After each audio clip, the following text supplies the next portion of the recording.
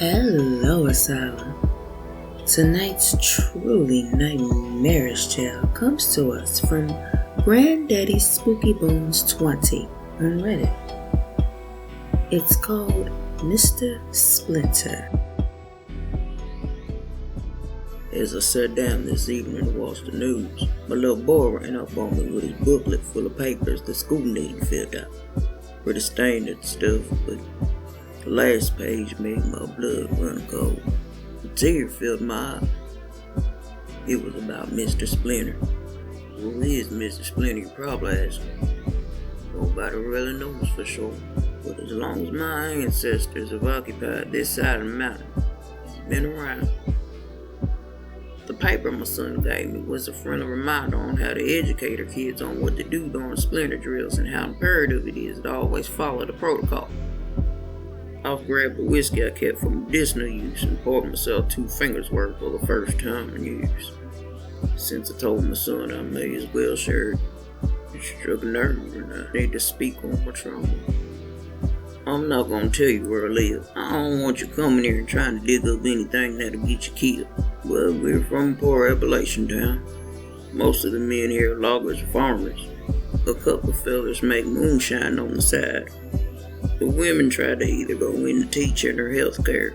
I fell in the family footsteps and farm. We actually are pretty damn poor, but we get by. I'd love to earn more money and get my family out of this holler. Anyways, when you was growing up, you probably had fire drills, tornado drills, drills on how to pretend you're in an unoccupied room in case an ill-will stranger came to hurt the kids. We also had all of those. But we had what was called splinter drills. We were scolded hard if we messed those drills up. Even a sly giggle was enough for the teacher to whack us in the back of the head, and that was a lot compared to what our folks did if we were told on for not taking the drills seriously. You see, is a matter of life and death for us. You ask anyone around these parts, and they'll tell you about some cousins or neighbors they lost to Mr. Splinter. All them drills I mentioned above in your schools likely had their own sirens. Ours did too. But the splinter drill sounded like a jack in the box. But everyone around here would tell you it sounded like something else. When the alarm would go off, our teacher would tell everyone to quickly lay their heads on their desk and their arms and shut their eyes. Only she could let us know when we were clear to open our eyes and continue about our day. Oftentimes during these drills we would be tested. I'll remember hearing my name called and looking up only to be severely scolded. Sometimes the principal would come in banging pots and pans, dragging her nails on the chalkboard, tell jokes, anything for a disruption. We could be in the lunchroom and have to hide our faces on the long tables, or if we were in the bathroom, we'd ball ourselves up. I remember one time being in gym class and having to lay on the ground face down during a drill. Then one morning, a low but constant wind outside our room came to a stop. The alarm sounded. It was the jack-in-the-box jingle, but slowed and distorted, an octave deeper and slowed down slightly. The teacher quickly said in a most nervous voice, "Children, heads down now. Close your eyes and don't open them no matter what happens until I say." I laid my head down into my arms on the desk with my eyes closed. I could hear screaming coming from the other rooms. Finally, we heard our doorknob turn and it creak open. The air felt colder. You could feel death in the air. It was enough to make us shiver. The room filled with musty smell, kinda like when timber begins to rot. Very earthy. "Susanna, so good to see you again," a haggard voice said that shook as it spoke. It sounded like one of those old men who were friendly at church. "What gorgeous children we have here. I'm sure they will do just fine. So let's see what we got here."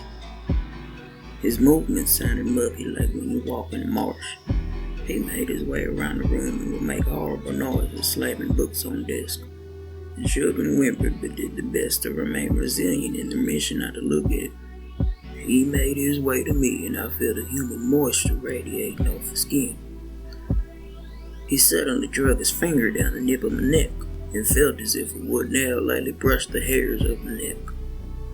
I had my eyes so tightly closed I could feel the tears pooling and hitting the desk along with the blood from where I bit my lip. It took all I had in me not to raise up to shuffle off the discomfort I had, but years of training proved itself to me. He had whispered things to some, but I couldn't make it out. All I could hear was my heartbeat from where I'd been holding my breath. As he let my neck go, he said to me in a voice so strong the whole class could hear it.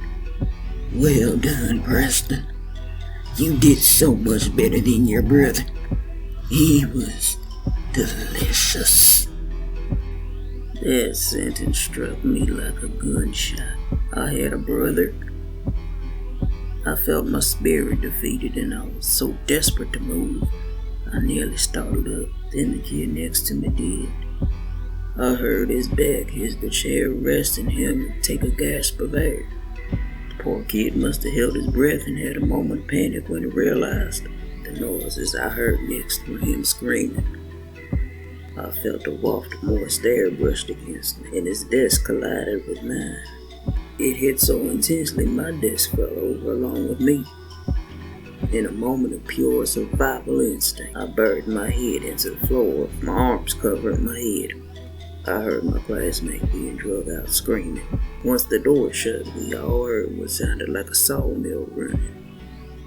I lay there for what felt like an eternity. The principal came on the intercom. Staff, it is now safe for the students to end their drill. Please keep students quarantined in the classroom while the custodians disinfect the halls. Okay, class, raise your heads. We're safe. The class sat up. Everyone had red eyes for sniffling. I picked up my desk and sat down. Nobody really spoke. I was the turned upside desk for the classmate that was carried away. The teacher promised we'd all receive therapy, but it was just volunteers who didn't really know what they were doing. We discovered later. That day I went home and asked my dad about my brother. It's the only time I ever seen him cry. He took me driving to a cemetery up the hollow ways and I seen the tombstone. His name was Prescott. He was only about 6 years older than me. Dad explained this is why he was so harsh on me when it came to the drills. He didn't want to lose his only son left. I'm sitting here, my glass is empty and I gotta take my son to school tomorrow. I hope he's as brave as I was. My asylum. Every place has its own boogieman, and Mr. Splinter will bring a traumatizing childhood. If you would like to see more by Grandaddyspookybones 20, you can find his link in the description. And if you have a tale that you would like narrated by me, you can reach me by email, justmygemini@gmail.com. Until next Friday, good night. And don't let the monster under the bed bite.